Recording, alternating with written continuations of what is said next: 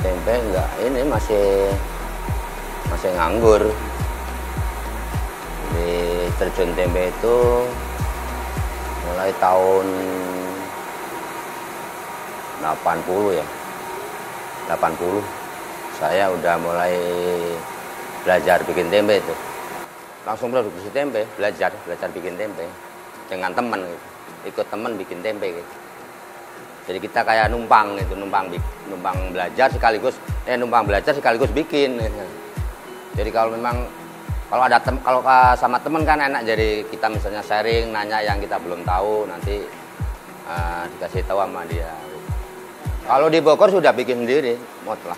Belajarnya di Jakarta. 80 di Jakarta, ya kapasitasnya masih belajar. Masih belajar bikin tempe.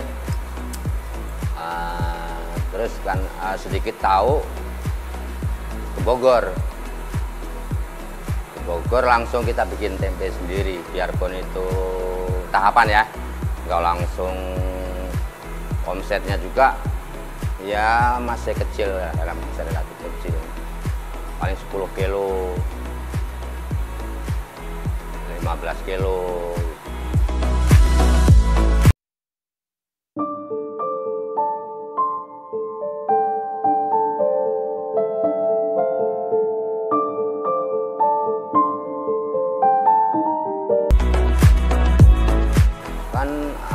Kapasitas produksi pemasarannya kan masih kecil. Kalau sebuah kuli nggak cukup ya, nggak habis. Yang kuli juga nggak mau karena masih kecil ya, masih sedikit. Jadi ya kita kerjain sendiri, kita pasarin sendiri. Kalau orang ngomong mah pemasaran sendiri, produksi sendiri, bendahara sendiri, karena sendiri ya, masih sendiri waktu itu ya. Nah, masih sedikit lah.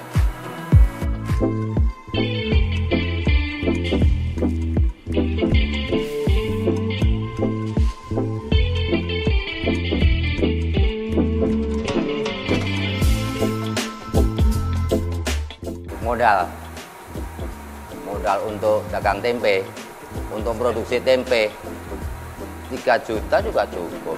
Apalagi waktu itu pengrajin tempe ini rata-rata itu statusnya tuh numpang dulu, numpang di tempat orang yang sudah produksi misalnya, atau mungkin dia udah punya rumah sendiri misalnya.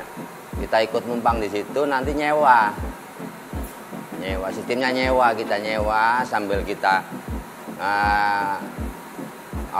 ngumpulin rezeki. Bisa kita beli misalnya atau ngontrak sendiri, atau mungkin bisa beli lokasi sendiri. Ya nanti kalau setelah manjang ada terkumpul dananya, rezeki kita udah terkumpul, kira-kira bisa buat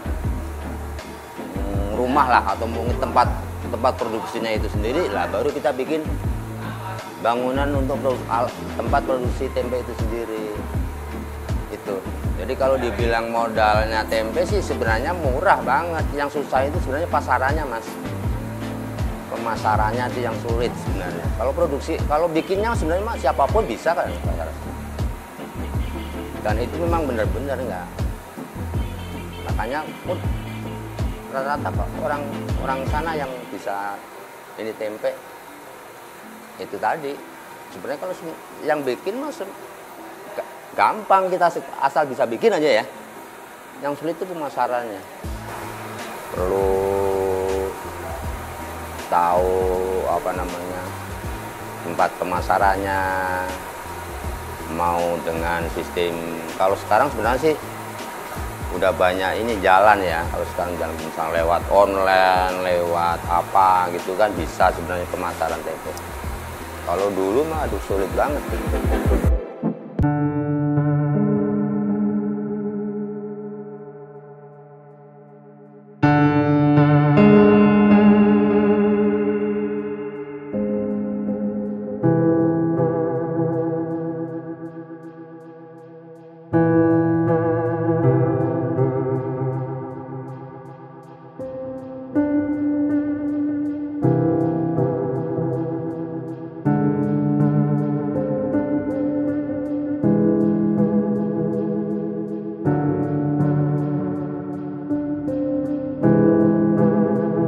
ilmu yang kita mudah dapat dari temen ya, temen ya. Makanya kalau kadang-kadang lingkungan juga membawa ini juga ya, dampak yang mau positif maupun negatif itu lingkungan juga penting.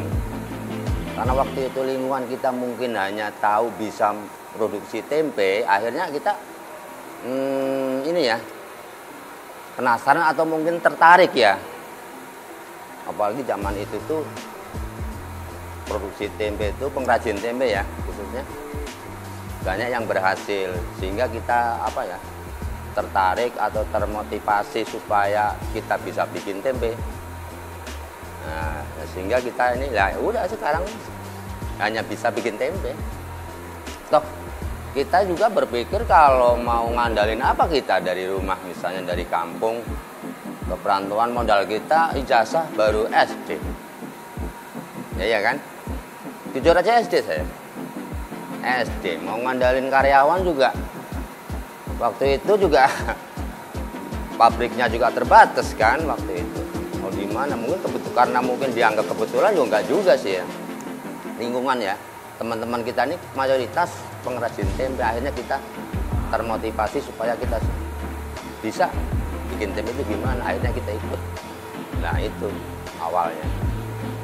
Jadi mula-mula bisa milih, sebenarnya bukan pilihan ya, atau mungkin apa ya, lingkungan itu bawa tadi termotivasi untuk kita. Terus sementara kalau bikin tempe kan nggak harus punya ini punya itu, segala macam modalnya itu kan nggak harus tetek bengek lah, cukup asal mau aja ya, mau kita bikin tempe, ayo ikut.